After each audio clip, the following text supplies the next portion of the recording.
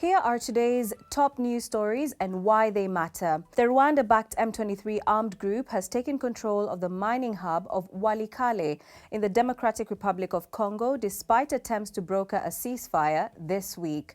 The town of 15,000 people fell after fighting on Wednesday between the rebels and the army and allied militias. How significant is this? Walikale is the furthest to the west the rebels have reached in their advancement that had already overrun eastern Congo's two largest cities since January. The town is in an area rich in minerals, including tin, and lies along a road that links four eastern Congo provinces. The capture of Walikale now puts the rebels within 400 kilometers of Kisangani, which is the country's fourth biggest city with a bustling port at the Congo River. The rebels had earlier vowed to march some 1,500 kilometers to Kinshasa. The leader of the M23 alliance has dismissed the appeal for a ceasefire. They've put prices on our arrest. We have nothing more to lose. We will fight until our cause is heard. Meanwhile, what happened in Doha, as long as we don't know the details and as long as it doesn't solve our problems, we will say it does not concern us. In Sudan, the army has now seized full control of the presidential palace in Khartoum. How important is this? This is the first time the army has taken over the palace in a two-year-old conflict threatening to fracture the country. The paramilitary group quickly took to the palace and most of the capital at the outbreak of war in April of 2023. The Rapid Support Forces, or the RSF, which earlier this year began establishing a parallel government, maintains a solid control of Darfur.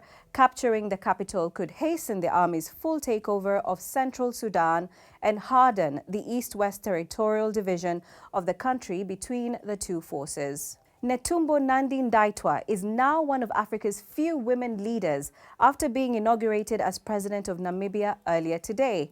DW's Vitalio Angula tells us how significant this is for Namibia. NNN, as she is popularly known, is a long-time loyalist of the SWAPO party, which has governed Namibia since independence from South Africa in 1990. Nandi-Ndaitwah will lead a relatively young country with over 70% of the population under the age of 34 years. In South Africa, a human rights festival has opened in Johannesburg. The festival brings together hundreds of people to participate and watch dialogues on human rights issues. Here's the DW's Thuzo Khumalo on what the festival is hoping to achieve. Lucy, the Human Rights Festival seeks to create a unified platform where Africa's most pressing rights challenges can be addressed.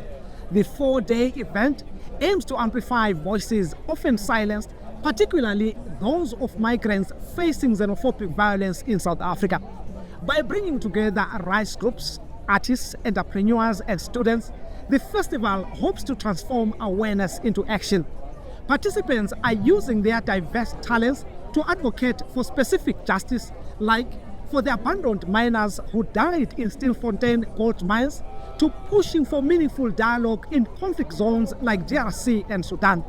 It also comes amid diplomatic tensions between South Africa and the United States following Trump's accusations of human rights abuses. Migrants are being chased away from health facilities just because they don't have identifications. They are chased away from schools. We have a right to have jobs in our country as youth.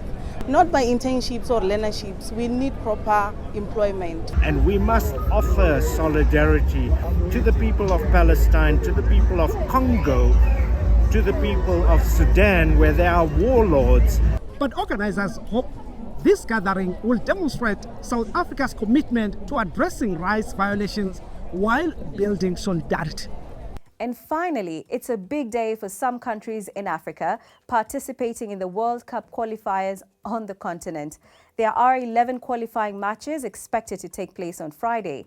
Countries like Ivory Coast, Ghana, Nigeria, Egypt, Morocco, and South Africa will all be in action on Friday as they seek to solidify their chances of qualifying for the World Cup in 2026. And that's all we have time for today. Don't forget to comment on the stories, like and subscribe to our page, DW Africa. Thanks for watching. I'm Lucy Riley.